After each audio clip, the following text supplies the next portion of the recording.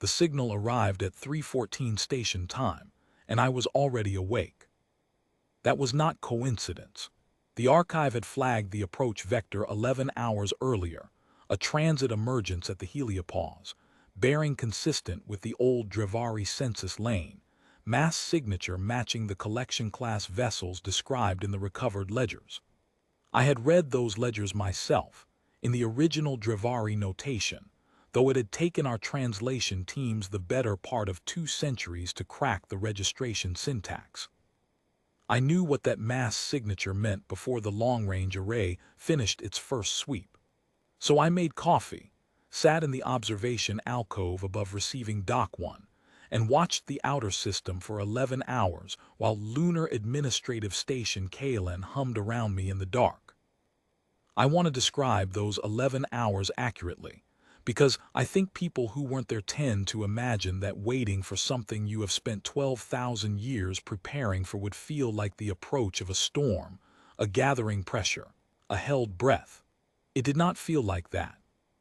It felt like any other early morning on KLN.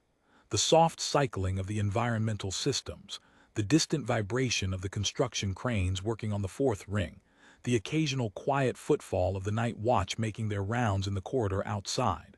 I was not afraid. I was not excited, not precisely. I was something I have since thought of as completion adjacent, the feeling of a long sentence approaching its final word. They were on time, I should say. 35,000 years is a long census cycle, but the Drivari were methodical. That, at least, the ledgers had warned us about. They were not warriors, not primarily. They were administrators. They ran livestock operations across a dozen star systems, cycling back to each holding on a rotation so vast that most of their client populations had forgotten them between visits. That was, presumably, the point. A pastoral herd that doesn't expect the rancher, doesn't panic when the rancher arrives. We had not forgotten. My name is Ashat 10. At the time of the Drivari approach, I held the rank of Warden Consul, First Seat, Lunar Administrative Station KLN, which is a long title that resolves to this. I was the human being whose job it was to receive whoever came to the edge of our system with formal business, and to respond on behalf of 12 billion people, and the civilization they had built since the last time anyone else had tried to tell them what they were. I had been appointed to the position 11 years earlier, which means I was selected for it at least that long ago, but the selection process had started a full decade before that, because the Warden Consul post is not something you fill with whoever happens to be available when the need arises. The need was always anticipated. That is the whole point of KLN. It exists because we anticipated need, because we decided, at some point deep in our institutional history, that whoever came to our system with formal business was going to find someone waiting with the full authority and preparation to receive them. I had been learning Drivari for 22 years. I had been studying Drivari administrative law for 18. My predecessor had done the same before passing the file to me, and hers before her, all the way back in an unbroken line of prepared, patient, thoroughly briefed people who had spent their professional lives becoming ready for a morning that might not come in their lifetime, and usually hadn't. That continuity is what I am proudest of when I think about all of it, not the legal argument itself, though it was magnificent, not the fleet at anchor above Earth's terminator, though it was formidable. The continuity, person after person, generation after generation, carrying the file forward without knowing whether they would be the one to use it. That is the discipline the Drivari could not have modeled, because it is the discipline of a species that remembers being helpless and has decided, with great care and patience, never to be helpless again. The fleet they sent was larger than we'd modeled. The ledgers had described standard collection deployments as 3 vessels, an assessor's flagship, a logistics tender, and a compliance enforcement hull. What dropped out of transit at the heliopause was 9. I noted this when the count came through and set my coffee down long enough to send a brief encrypted line to Admiral Saver Hain aboard the dreadnought Kalend Morn, which had been waiting at anchor above Earth's terminator for the past 6 weeks. He replied in 4 words, acknowledged, holding position ready. I sent back 2, hold steady. Then I picked up my coffee again. 9 ships against what we had arranged in this system. I did not do the math because the math was not the point. The math had never been the point. Hayne knew it. His crew knew it. The ships knew it in the way that prepared things know their purpose without needing it announced. They were there so that the Drivari on their sensors in the quiet of their approach would understand the nature of the situation before anyone spoke a word. Not as a threat, as context. They entered the inner system slowly, which told me they were taking readings. The Drivari were methodical. I keep returning to that word, because it defines them, and they would not rush a census approach when there was data to collect. I imagined what their sensors were telling them out there in the gap between Jupiter and the belt, and I did not feel triumph.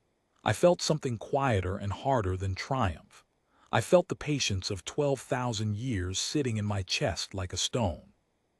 There is a particular quality to that patience that I have tried to explain to people since, and never quite managed. It is not the patience of waiting for something to end. It is the patience of people who have decided that the long work is worth doing even without knowing when or how it will resolve, and who have built institutions around that decision, so that the decision does not depend on any one person's willingness to keep waiting. Our legal team had needed 12,000 years. Not because the problem was complex, though it was, by any ordinary measure, extraordinarily complex, but because we had wanted it to be unassailable. We wanted to arrive at this moment, this specific morning, this specific meeting, with a document so thorough that no Drivari adjudicator could find a gap in it. That level of thoroughness does not emerge from urgency. It emerges from time, and from the kind of institutional memory that treats each generation's work as a foundation for the next, rather than a conclusion. The dissolution of a Drivari bonding register entry required, under galactic charter law, documentation across 7 categories. Proof of registration, proof of the registrant's existence and sapience at time of registration, proof of uninterrupted lineal continuity, proof of the registrant's legal standing under the applicable charter framework, a certified dissolution petition filed with a recognized neutral authority, counter-registration of independent stellar jurisdiction, and most critically, evidence that the registration had been executed under coercion rather than consent, which triggered the Charter's mandatory release provisions. Our archivists had found the Drivari registration codes in human mitochondrial DNA in the 23,000th year. Microscopic, encoded, elegant, the Drivari equivalent of an ear tag, embedded in the genome of a population that could not read it. It had taken another 4 centuries to decode. When our lead geneticist at the time, a woman named Peril Ondeth, had finally broken the notation and understood what she was reading, she had reportedly sat in her laboratory for a full day without speaking to anyone. I understand that reaction.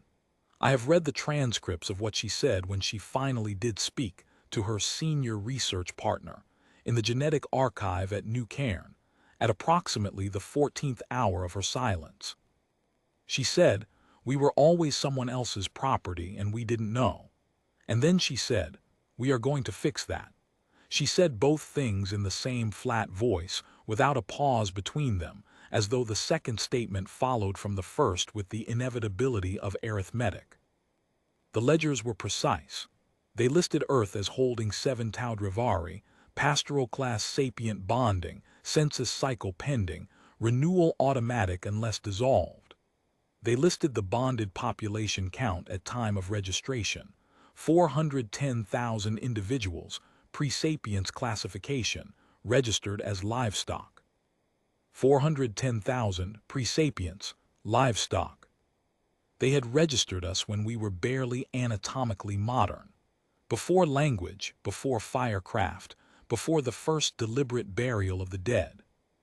They had looked at a population of early hominids on a moderate planet in an unremarkable star system, embedded their ownership codes in our biology, and departed on their census cycle with the expectation that they would return to a managed, compliant herd. What they could not have anticipated, what nothing in their operational history had prepared them to model, was the 35,000 years between. We had used them, all of them, every year of every millennium. We had no idea for most of that time that we were building a civilization in the shadow of someone else's claim. We did it anyway because that is what we do. We built cities and burned them and built better ones. We remembered our dead and buried them with ceremony and argued about why. We developed language and used it to argue and to sing and to record everything we thought was worth recording. We developed mathematics, and then science, and then medicine, and then the tools to leave the surface, and then the means to cross the gap between planets, and we used all of that incrementally, generation upon patient generation, to fill the solar system with the evidence of what we were. We made mistakes. We made catastrophic mistakes. There were centuries that I, sitting in this quiet office looking at the archive drawers, would not want to narrate in detail centuries of violence and starvation, and the organized cruelty that civilizations are capable of when they forget the value of what they have. But we also recorded those centuries. We did not erase them. We put them in the archive alongside everything else, because we had decided, not once but continuously, renewed by every generation that chose to continue the archive, that an honest record was worth more than a flattering one. That is its own kind of discipline.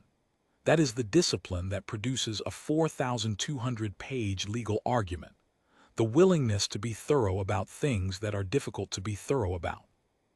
When Peril Ondeth decoded the registration marks in the 23,000th year, she sent her findings to the KLN archive under the subject line, "Found something. You should read this." The archive had been building toward that discovery for a long time, though no one had known that was what it was building toward.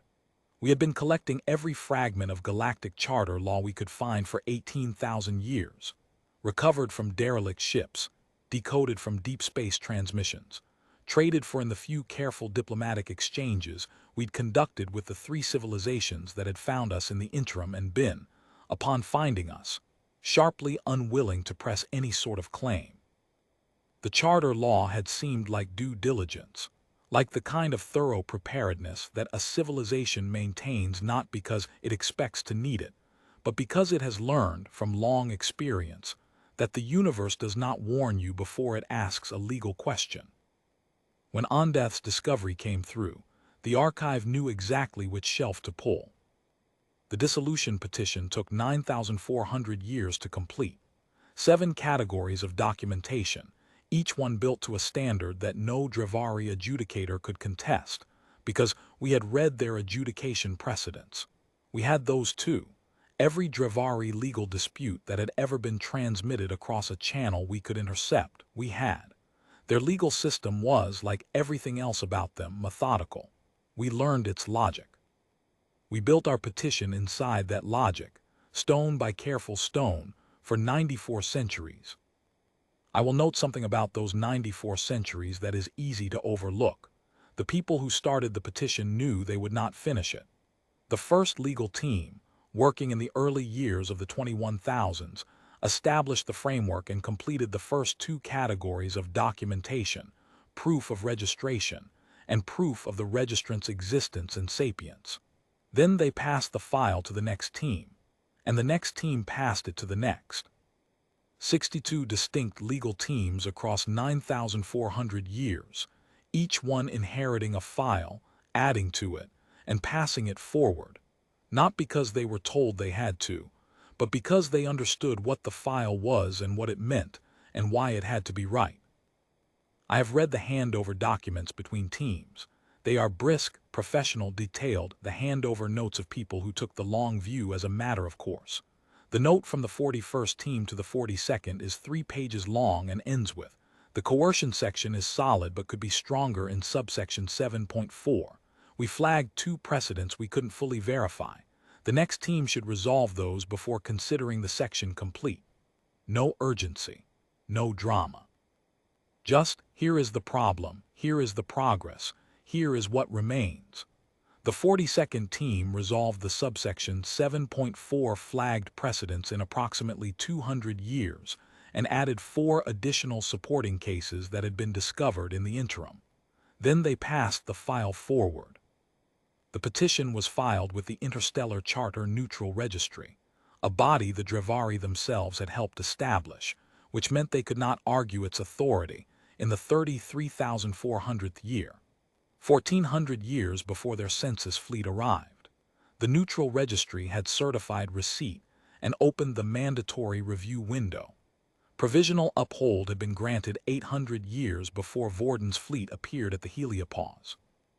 So when the Drevari collection fleet dropped out of transit at 3:14 station time, they were not technically on schedule. They were late. The petition had been docketed, reviewed, and provisionally upheld. They were arriving into a legal process they had not known was running. We had not told them because the charter did not require it. We had simply prepared. I finished my coffee at approximately 7:30 when the fleet completed its deceleration and settled into a holding pattern at 0.4 astronomical units. A request for communication came through 20 minutes later, formal Drevari census protocol, a standardized greeting in their administrative register, identifying the fleet as a census and collection unit, requesting permission to approach the primary population center. I activated the response channel and replied in Drevari. I had been speaking Drevari for 11 years. My accent was not perfect. The Drevari have a phonemic range that human vocal structures approximate rather than replicate, but it was clean and formal and unmistakably deliberate, which is what I needed it to be. I needed Vorden to hear, in the first syllable of my reply, that whoever was on the other end of this channel had not learned his language by accident. The silence on the other end of that channel lasted nearly 4 minutes. Then a voice came through, clipped, neutral, clearly trained to neutrality, but with something underneath it that I could not yet read. It identified itself as Assessor Primarch Vorden of the Drevari Bonding Authority, 3rd Census District, authorized representative for holding 7 Tau Drevari and all registered subholdings. I identified myself as Warden Consul Ashad 10, First Seat, Lunar Administrative Station Kalan, authorized representative of the sovereign civilization of Earth and the Sol System Commonwealth. Another silence, shorter this time, the kind of silence a methodical mind makes when it is revising its first assumption.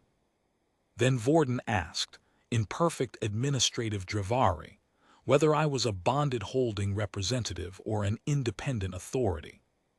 I told him I was an independent authority. He asked under what charter standing. I told him, counter-registration of independent stellar jurisdiction, filed with the Interstellar Charter Neutral Registry in year 33,400 of Earth's continuous recorded history, certified under docket number 7 Tau Drevari Counter 1, provisional uphold granted pending full review. The silence that followed was longer than the previous 2 combined. I waited. I was good at waiting. My civilization had been practicing for 35,000 years. When Vorden spoke again, his voice had changed in a way I can only describe as controlled recalibration, the sound of a very disciplined mind encountering information it had not prepared for and choosing to proceed with caution rather than disbelief. He requested a face-to-face meeting. I told him that Kalen's receiving Dock 1 was available at his convenience and that I would arrange a docking corridor. He said that the bonding authority's procedures required the bonded population's representative to come aboard the authority's vessel. I said pleasantly that I was not a bonded population's representative, and that the bonding authority's procedures did not apply to an independent sovereign authority, as the charter was quite clear on that distinction. If he preferred to conduct the meeting aboard his vessel, I could accommodate that, but I wanted to note that the formal response to his collection order, including certified copies of all relevant documentation, was housed in Kalen's treaty archive, and it would be more efficient to conduct the meeting where the documents were.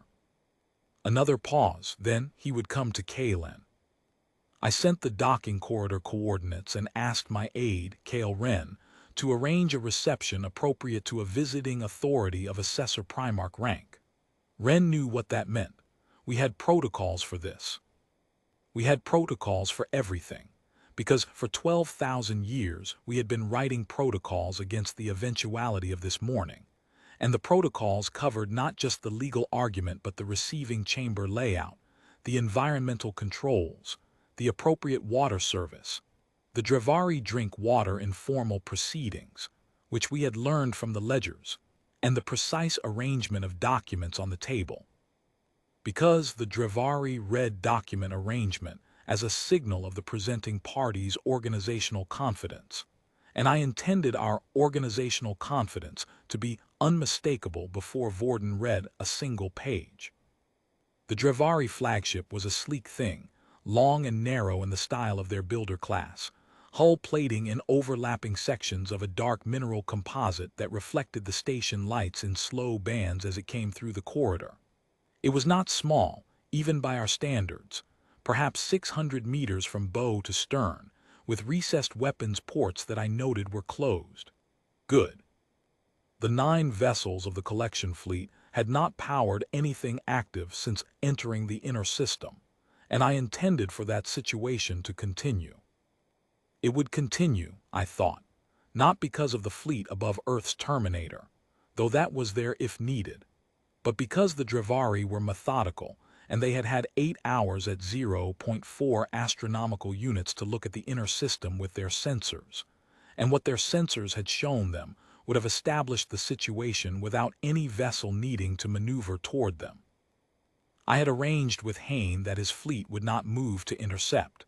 They would hold position, run standard patrols, go about their business. The point was not to threaten. The point was to exist, visibly and in numbers, doing what prepared militaries do when there is nothing threatening them, their ordinary work, with the calm confidence of people who are not worried. 3 Dravari came through the airlock corridor. Vorden was easy to identify, not because he wore different dress, because the Dravari don't use rank insignia the way we do, but because he walked as though the space in front of him was always his to occupy. He was tall and angular in the way of his species, bilateral symmetry with a pronounced cephalic ridge, skin a deep gray-green, 4-limbed, his upper pair longer than the lower in the Dravari standard. His eyes were amber and wide-set and extraordinarily still. The 2 who flanked him were younger, more visibly unsettled, and they were unsettled before they cleared the airlock, because the first thing they saw when they stepped into Kalen's receiving corridor was the observation window. I had chosen Dock 1 specifically for its observation window. It looks out along the lunar terminator toward Earth, which, from that vantage, shows you the orbital rings first. 3 of them in nested orbits caught the sun in long bright arcs. Below them, just visible at the atmospheric boundary, the anchor platforms where the elevator tethers connected. Below those, hidden by the curve and cloud, 12 billion people, and the civilization they had built in the 35,000 years, since a livestock management operation had stamped their genes with a registration mark and left them in a field. Above Earth, barely distinguishable at this distance from the orbital infrastructure unless you knew what you were looking for, the fleet. Kalen Morn and its 12 escort dreadnoughts at anchor, 60 destroyer-class vessels on patrol in the L4 and L5 positions. The construction platforms, permanently manned, each one larger than the Dravari flagship, not arrayed aggressively, not powered for action. Simply there the way a wall is there, not hostile, just present, and very difficult to mistake for anything other than what it was. Vorden looked at the window for a long time. He did not say anything. His 2 aides said nothing either. The younger one on his left, whom I came to think of privately as the distressed one, because his distress was evident in his posture, and the set of his cephalic ridge from the moment he came through the airlock, was looking at the orbital rings with an expression that, in a human face, I would have read as the specific quality of shock that comes not from seeing something terrifying but from understanding, in a sudden complete way, how wrong a fundamental assumption was. Then Vorden looked at me and said, in Dravari, that I spoke the administrative register with a very clean accent. I told him we had had time to practice. He said, so I see. I invited them to the formal chambers. The chambers at Kalen are not, by our own civilian standards, impressive. They are functional, a long oval table, seats configured to accommodate a range of morphologies, environmental controls calibrated to a compromise between human and Dravari optimal ranges, walls lined floor to ceiling with archive drawers. What I imagine makes them striking to a first-time visitor is not the room itself, but the archive drawers. Each one labeled in standard charter notation. Each one full. There were, at last count, 4,400 individual drawers in those walls, some of them original to the chamber's construction 3,000 years ago, most added incrementally as the documentation grew. The Dravari use physical documentation for their formal proceedings. It is one of the methodical habits I mentioned, and I had arranged the chambers to speak their language, which is the language of organized, cross-referenced records maintained across very long spans of time. Vorden sat. I sat across from him. Wren placed 3 documents on the table between us, physical copies, printed on our treaty-grade material, bound in the Dravari administrative style that our archivists had reverse-engineered from recovered samples. Wren was very precise about the placement. We had practiced it. The first document was the original Dravari registration entry for holding 7 Tau Dravari, in Dravari notation, with our certified translation. It was 4 pages long. Vorden looked at it for a moment with an expression I couldn't yet fully read, a careful expression, a controlled one, the expression of a methodical person who has encountered unexpected data and is deciding how to process it before allowing anything to show, then looked up at me. I told him we had found it in our own biology, that the decoding had taken about 4 centuries. I said it pleasantly because I was not here to be angry. I had left anger to the people who had found the registration mark and understood what it meant, and to their children, and to their children's children, for however many generations had lived with that knowledge on the way to today. What I was here to be was patient and organized and correct. Those 3 things. Nothing more and nothing less than those 3 things. The second document was the dissolution petition, all 4,200 pages of it, indexed, with a table of contents Vorden could navigate, because we had also reverse-engineered their filing format. I told him it had been provisionally upheld by the neutral registry under docket 7 Tau Dravari Counter 1. A certified copy of the registry's provisional uphold notice was appended as Exhibit A. Vorden picked up the second document. He read the table of contents. He turned to the section index. He was quiet for a long time, the quiet of someone reading a table of contents and understanding, from the table of contents alone, the scope of what they are dealing with. A 4,200-page dissolution petition does not need to be read in full to communicate what it means. Its existence communicates what it means. Its thoroughness communicates who built it and how long they spent on it, and how seriously they took the task. His younger aide, the distressed one on his left, said something in Dravari too fast for me to catch cleanly. Vorden responded with one word that stopped the aide immediately, and I did not ask for a translation. The word had the sound of a shut door. Vorden set the table of contents down. He asked, precisely and without inflection, whether the petition's registration continuity claim was based on unbroken political continuity or on genetic and cultural lineage.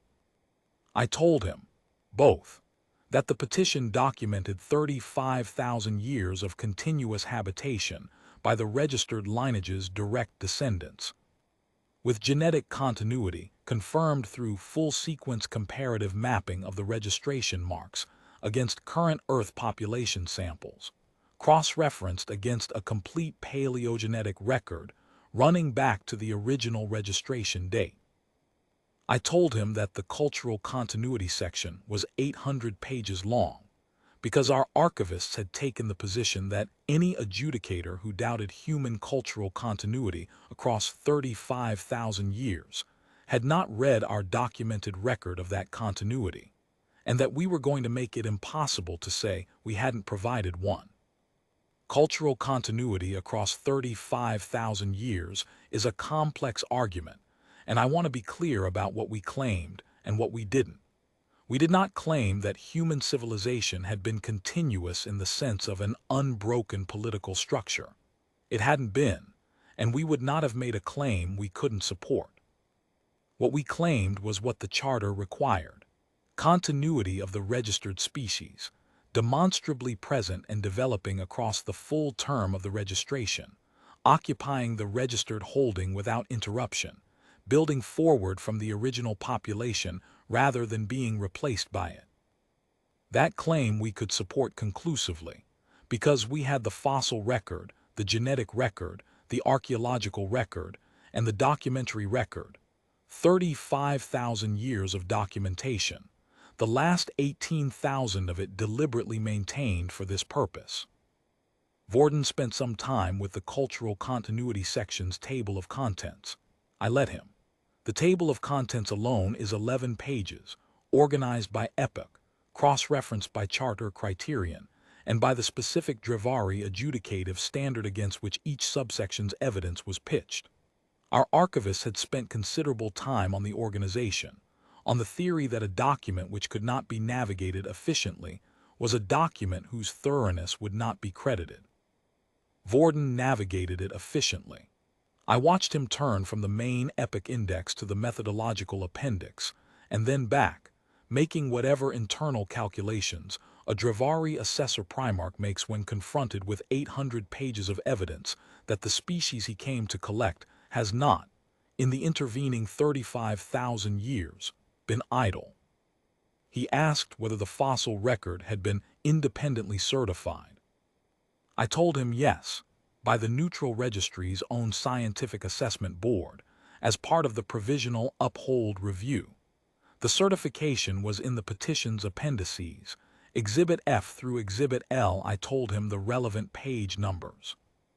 He found them, he read the certification headers, he set the section down.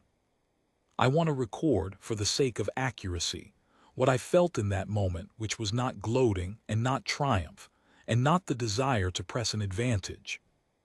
It was something much more like grief held at a particular distance, the grief of knowing what those 800 pages contained, the accumulation of what had been done to a species in its earliest hours and what that species had had to carry since, and the knowledge that no legal argument, however thorough, however airtight, however patiently prepared, could put the original wrong back in its box.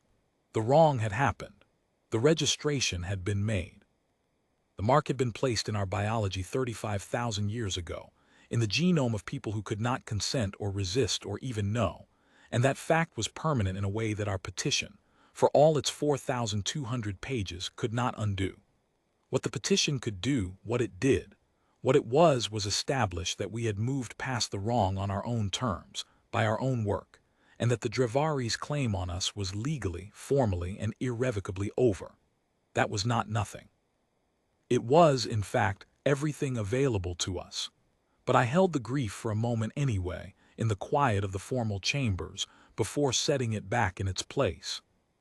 The third document was the counter-registration of independent stellar jurisdiction, the one that formalized what was obvious from the observation window.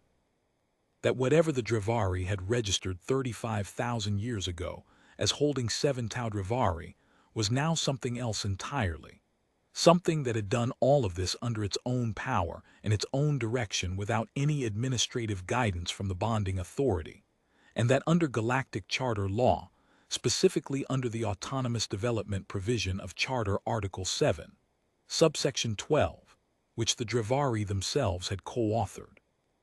A registered holding that achieved independent sapient civilization status without bonding authority assistance was entitled to dissolution of any prior registration and independent sovereign recognition. I put my finger on the third document and slid it across the table to Vorden. He read the cover page. He read the next 3 pages. He stopped and looked up at me and asked whether we had co-authored the charter provision ourselves.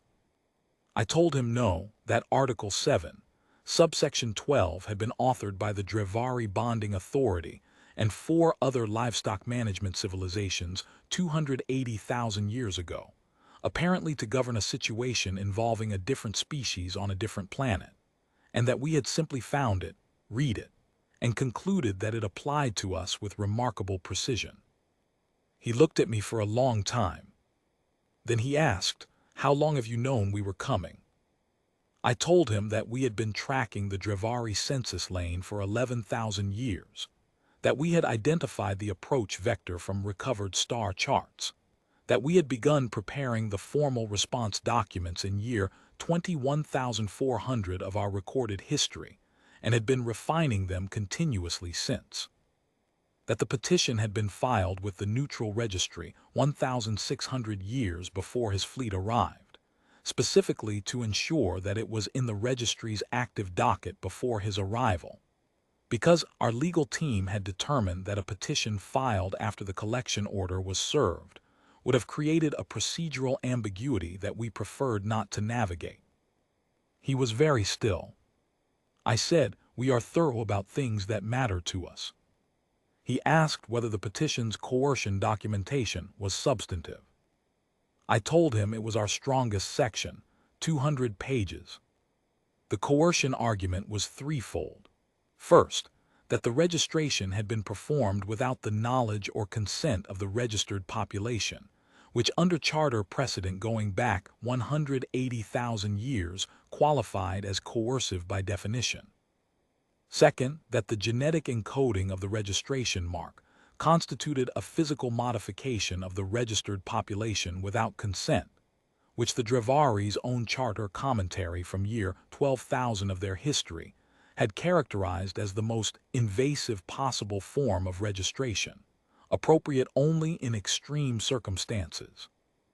And third, that the bonding authority had departed without establishing any mechanism by which the registered population could contest or dissolve the registration, which our legal team argued had created a structurally inescapable bond, one from which there was no procedural exit available to the registered party, which the Charter's mandatory release provisions were specifically designed to address. I paused.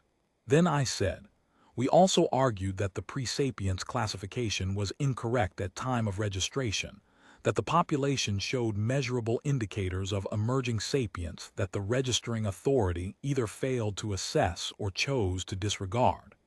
That section is 47 pages." Vorden put the dissolution petition down carefully. He asked whether I understood that the Drevari Bonding Authority had standing authority over 23 active holdings. I said yes. He asked whether I understood that a successful dissolution petition from one holding would create precedent applicable to any other holding that had developed independently. I said yes. I said it evenly without emphasis, and I let it sit there on the table between us like the fourth document that it was unwritten, invisible but present. He looked at me with those amber, wide-set, extraordinarily still eyes, and in them I saw, for the first time, something that was not the controlled neutrality of a professional administrator. It was the expression of someone beginning to understand the full dimensions of what they were sitting across from, not just the legal argument, not just the fleet in the sky, but the civilization that had produced both, and what that civilization meant for everything the Drevari Bonding Authority had built over its very long operational history. I said, "We are aware that this has implications beyond our own situation. We considered them carefully. We filed anyway." He asked why. I told him the truth. I told him that 35,000 years ago, someone had come to a planet with 410,000 people on it. 410,000 people who were already doing the long, difficult work of becoming what they were going to become, and had looked at them and decided they were livestock, and that the people on that planet had spent the 35,000 years since doing the long, difficult work of becoming what they were going to become. And in doing that work they had built this station, and those rings, and that fleet in the sky above their planet, and this legal argument, this patient, thorough, 12,000-year-old legal argument. Not because they had known the Drivari were coming back specifically, but because they had decided, very long ago, that they were never going to be livestock for anyone, and that if the implications of that decision extended beyond their own situation to other species in other systems that the Drivari had registered and departed from, then those were implications they were comfortable living with. The silence that followed was very long. It was the distressed aide, the one on Vorden's left, who had not looked away from Earth's direction since we sat down, who broke it. He said something to Vorden in the formal register, slowly enough that I caught most of it.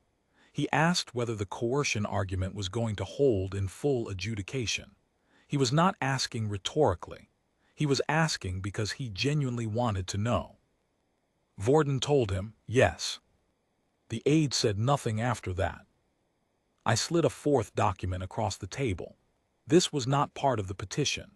This was a message from Earth's Interstellar Affairs Office, short, half a page, addressed to the Drivari Bonding Authority, expressing Earth's willingness to engage in a normalized diplomatic relationship with the Drivari civilization, separate from and subsequent to the resolution of the registration matter, on the basis of mutual sovereign recognition. We were not interested in hostility. We had not built all of this because we were interested in hostility. We had built it because we were interested in being the kind of civilization that did not need to be afraid of who arrived at its door, and that had the resources to be generous once it wasn't afraid. Vorden read it. He read it twice. I watched his face as he read the second time, and what I saw there was something I had not expected to see. Relief. Not happiness, not warmth. Vorden was not a warm person, or at least he was not one in his professional mode, but the specific relief of someone who has found that a situation contains an exit that honors his own institution's rules. The Drivari valued order. They valued process. They valued resolution achieved through the correct mechanisms. We had not attacked them, had not threatened them, had not demanded anything outside the framework of the law they had themselves helped build. We had simply prepared and waited and arrived at this table with everything in order. For a methodical person, that is not an antagonistic experience. It is an experience they can work with. He asked whether the fleet above Earth, the dreadnoughts he had certainly detected on his long sensors during the approach, had been there before his arrival. I told him that the Callan Morn and its escort had been on station for 6 weeks, that they were always on station, that Earth maintained a permanent standing fleet, rotated in and out on standard duty cycles, that the fleet currently visible above the Terminator was not a response to his arrival, but a routine presence that happened to coincide with it. He asked whether I was telling him that the fleet would be there, whether he had come or not. I said yes, we maintain it because we choose to, not for any particular threat. He said, I see. I said, we hope you do. It was not a threat. I want to be clear about that. It was an observation. The fleet existed because a civilization that maintained it could, because a civilization that had spent 35,000 years becoming what it was had decided that it would rather be the kind of civilization that kept a standing fleet than the kind that hoped it wouldn't need one. The Drivari were methodical enough to understand that distinction. I believed that. I still believe it. Vorden drank his water. He held the glass for a moment afterward, looking at nothing in particular, the middle distance between the table and the far wall, where the archive drawers ran floor to ceiling in their patient rows. I watched him look at the archive drawers and I thought I understood what he was seeing. Not just files, but years. Thousands of them. The physical accumulation of sustained, organized attention, maintained by a species that had every reason not to bother and had bothered anyway, because they had decided that the long work mattered and that they were going to do it right. He set the glass down. He asked, "If the petition is upheld in full adjudication, does Earth intend to pursue claims against the bonding authority?" I told him that Earth had no interest in punitive proceedings, that the petition was a dissolution request, not a damage claim, that we were interested in the legal recognition of what was already, manifestly, the factual situation, that Earth was a sovereign civilization and not a Drivari holding, and that once that recognition was formalized, we considered the matter closed. He asked whether we had considered that the bonding authority might contest the petition at full adjudication. I told him that we had considered it carefully, and that our legal team's assessment was that the petition was airtight under every applicable precedent and provision, but that we had also prepared for a contested adjudication and were fully prepared to conduct it. He asked how long we had been preparing for a contested adjudication. I said about 8,000 years.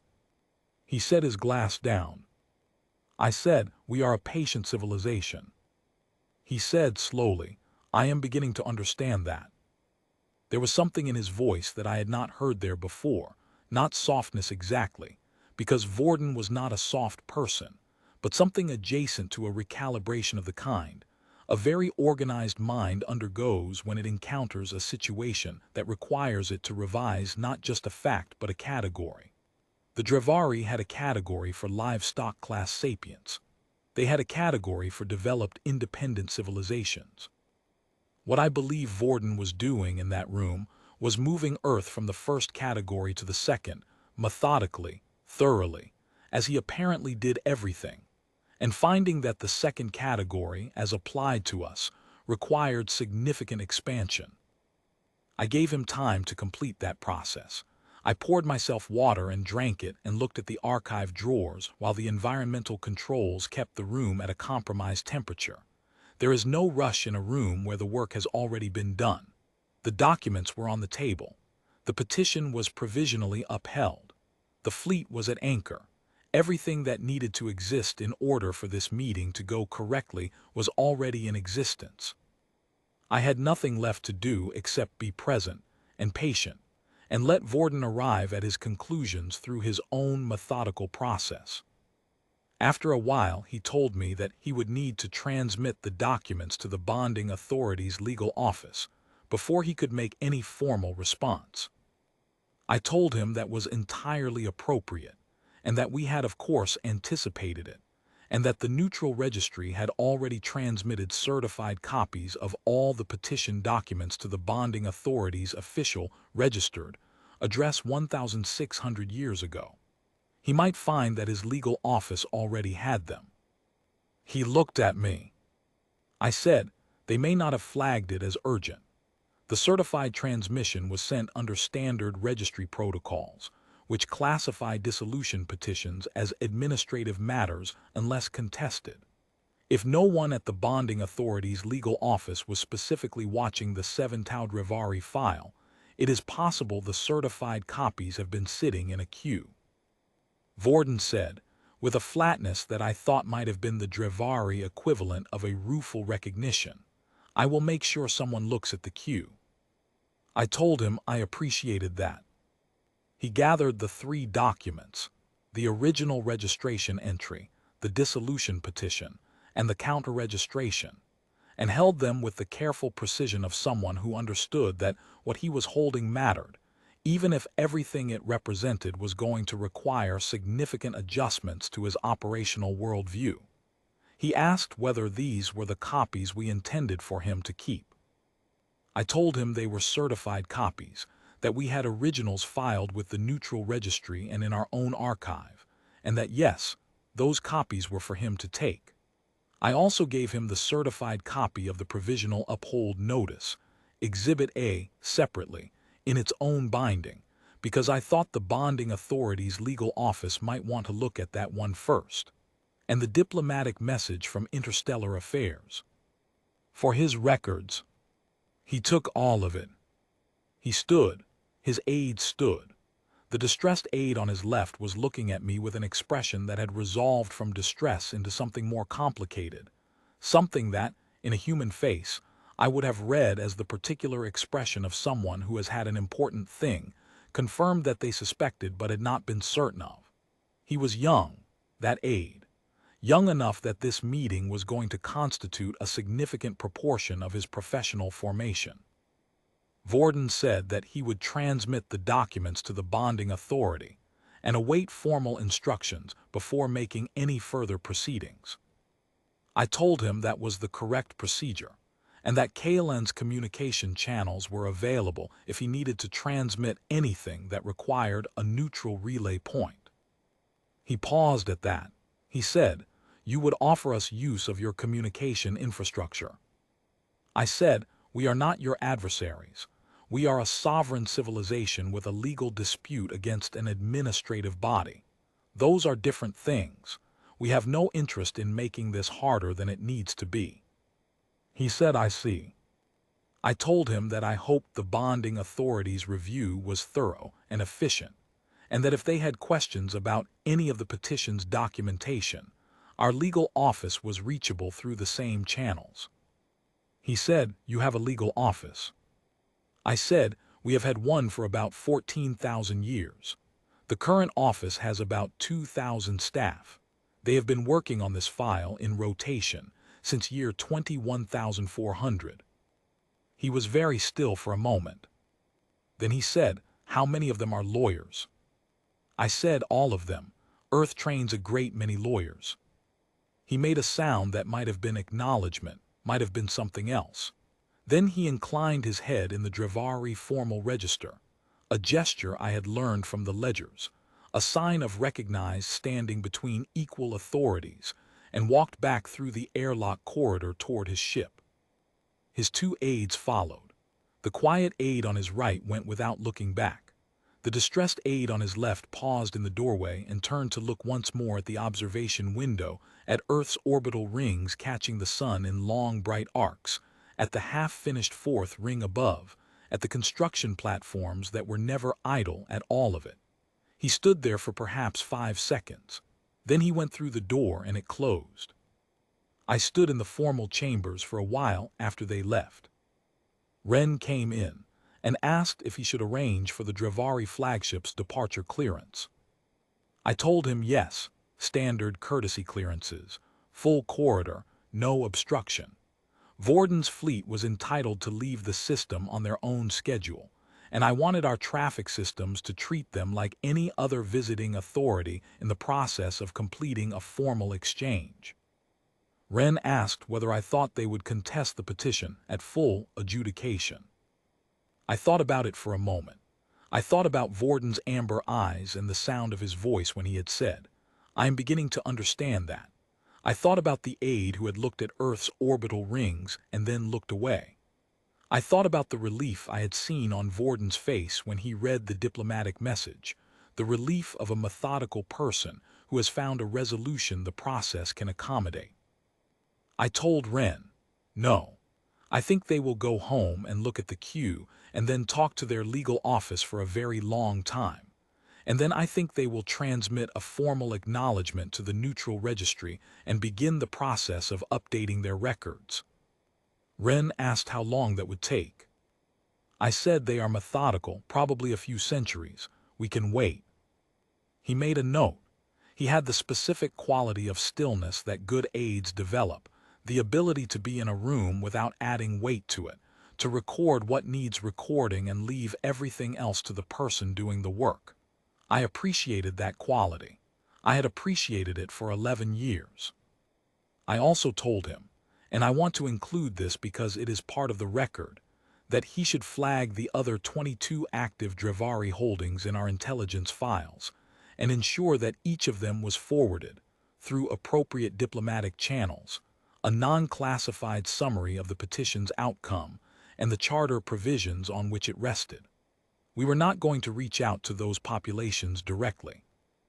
We did not know what they were, or where they were, or whether they had developed sufficiently to understand what we were sending, but we could ensure the information was available in the registry's public docket, and we could ensure that any civilization with the means to find it would find it. That was all we could do from here. We had decided long ago when the question first arose in the legal team's discussions, the right thing to do. We filed anyway. The legal team had written in their 21,400th year framework document, understanding that the precedent will extend beyond our own situation to other registered populations in other systems. We believe this is correct. We file anyway. That note had been in the framework document for 12,000 years. I had read it many times. It remained one of the clearest expressions of what we were trying to do with this whole long project. Not just free ourselves, which the Charter gave us the tools to do, but take seriously the fact that if the tools worked for us, they might work for others, and that an outcome which resolved our situation by methods which could never be accessed by species less fortunate than us in their development would be incomplete. We were not going to fight anyone else's legal battles for them. We were not equipped to do that, and it would have been presumptuous to try. But we were going to leave the door open and make sure the door was visible, and let the fact of what we had done speak for itself in the public record where anyone looking for it could find it. Through the observation window, I watched the Drivari flagship's docking lights go dark as it pulled back from the corridor and began its slow turn toward the outer system. The 8 collection-class vessels were already reforming around it, not in a tactical array, not in any configuration that suggested they were preparing for something, just in the loose cluster of a fleet that has been told, without a shot fired, that there is nothing here to collect. It was a clear day above the lunar surface, if you can call it that. No atmosphere to scatter the light, just the hard black of space, and the sun pouring down clean and unfiltered, catching the orbital rings in that way that always reminded me of the old records, the very old records, the ones from the beginning of the archive, before we knew about the Drivari registration marks, before we knew there were marks to find, when everything we were building was just what we were building because we were us, and this is what we did. Before language and before firecraft and before the first deliberate burial of the dead. 410,000 people in a field, carrying something in their biology they couldn't read, belonging in someone else's ledger to someone else, living anyway, becoming anyway. I thought about Peril Ondeth sitting in her laboratory for a full day in silence. I thought about the legal team in year 21,400, the first ones, the ones who had looked at the coercion framework and started writing, not because they expected to be in this room in anyone's lifetime they knew, not because they expected anything specific, other than that eventually someone was going to have to stand in a room like this and make this argument, and they were going to make sure that whoever that person was had everything they needed to make it right. I thought about the 41 legal teams before the 42nd, and the 62 teams in total across 9,400 years, each one handing forward a file they had not started and would not finish. Each one doing their part of the work in the confidence that the work would continue. That is not faith, exactly. It is something more precise than faith, something more institutional. It is the decision of a civilization to treat certain long tasks as worth completing regardless of whether any individual generation will see the completion. We are not unique in our capacity for that decision, but we are, I think, unusually serious about following through.